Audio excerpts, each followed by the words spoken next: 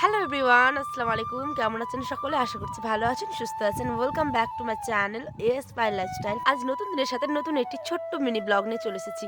মানে mini blog বলাটাও ভুল, 4 মিনিটের জাস্ট 4 সাড়ে 4 মিনিটের একটি ব্লগ। ঠিক আছে, বেশি কিছু করতে পারিনি। তো চলুন শুরু করছি। আসসালামু আলাইকুম। উত্তর দিনাজপুর জেলার ছোট্ট একটি গ্রাম থেকে আমি আপনাদের পায়েল নিয়ে হাজির হয়েছি একটি নতুন ব্লগ। দেখুন, ননদের বাড়িতে গেছিলাম। যারা ব্লগটা গত দিনের দেখেছেন তারা তো দেখেছেনই। আর আজকে হচ্ছে কি খাওয়া দাওয়া, মানে রবিবারের ব্লগটা। অনেক ভিডিও জ্যাম হয়ে আছে, এখনো ভিডিও মানে এডিট করতেই পারছি না, এত কাজের চাপ জানেন।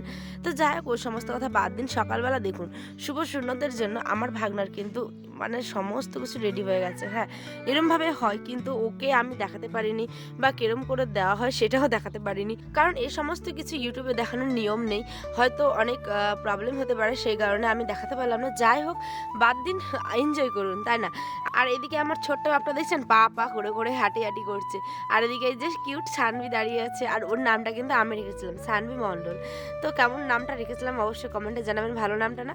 আর এই যে আমার দিদি ভাইদের গাছে এত পাকা পাকা আতা হয়েছিল না, যে কি বলবো, মন প্রাণটা জুড়ে যাচ্ছিল জানেন। কিন্তু বিশ্বাস করুন, এই যে খেতেই পারেনি। কারণ কপালে না থাকলে যা হয় সমস্ত কিছুটাই তো উপরওয়ালার ইচ্ছে, তাই না? কে কখন কি পাবে, হারাবে, খাবে, সমস্ত কিছু তো আমাদের কপালে ছিল না, তাই আমরা খাইনি। জাস্ট দেখেই মনটা ভরে গেছে।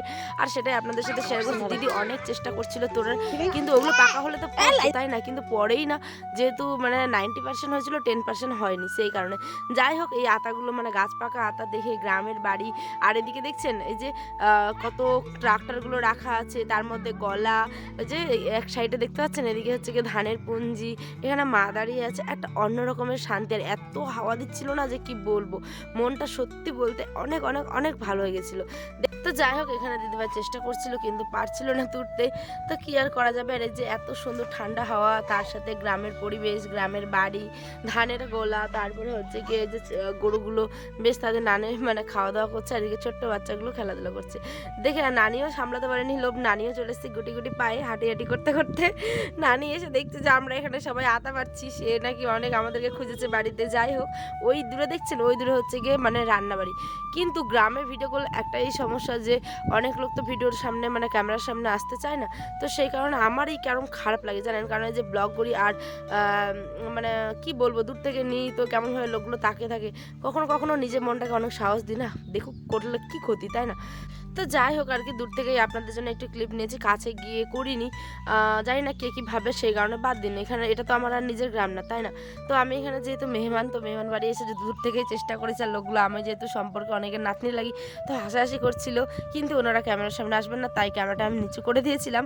আর এই যে প্যান্ডেলের এই অবস্থা, আর একটু ফাঁকা রাখা হয়েছে যেহেতু এখানে অনেক ঠান্ডা ওয়েদার।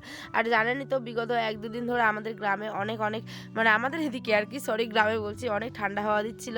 আর তারপরে অনেকক্ষণ ঘুম টুম দিয়ে স্নান টান করে ঘুম থেকে উঠে প্রায় বাজে এখন 2:30টার মতো। এখন এই যে মামি, মানে আমার মামি শাশুড়ি, যে সে যাচ্ছে আমার সন্মাকে ডাকতে দৌড়ে গিয়ে, যেহেতু একসাথে বেআইনগুলো খাবে, আর আমি আর আমার একটা দিদিভাই মানে একসাথে যাচ্ছিলাম খাওয়া দাওয়া করার জন্য। তো এখানে প্রথমে দিয়ে দিয়েছিল ভাত, সাথে ছিল হচ্ছে লবণ। আর আমার যেহেতু প্রেশার লো, সেই কারণে আমি লবণটা যেখানে যাই না কেন কাঁচা খাওয়ার চেষ্টা করি, ঠিক আছে। তার মধ্যে দিয়েছিল গাজর, মানে স্যালাড, যেটা গাজর আর শশা। তারপরে ছিল মুগের ডাল করলা দিয়ে, কিন্তু একটুকু তেতো নয়। আমি এই ডাল খেয়ে একদম বিয়ে বাড়িতে অবাক হয়ে গেলাম। করলা দিয়ে ডাল খেলাম, কিন্তু তেতো লাগলো না। এই যে কেমন, আমি আল্লাহ জানে। কিন্তু বিশ্বাস করুন, এটাই বাস্তব। করলা ছিল, কিন্তু আমি দেখাতে পারিনি। যদি দেখাতে পারতাম, মানে আমার ভাগে পড়েইনি করলা, কিন্তু আমার দিদির ভাগে পড়েছিল, তো খেয়ে নিয়েছে অলরেডি। তো বিশ্বাস করুন, এখানটায় করলা দিয়ে ডালটা এত মজাদার হয়েছিল, কিন্তু এটা ফার্স্ট টাইম আমি খেয়েছি। তো তারপরে ছিল সবজি, পাঁপড় ভাজা, চাটনি, মিষ্টি, দই, হাবিজাবি, সমস্ত কিছু খাওয়া দাওয়া কমপ্লিট।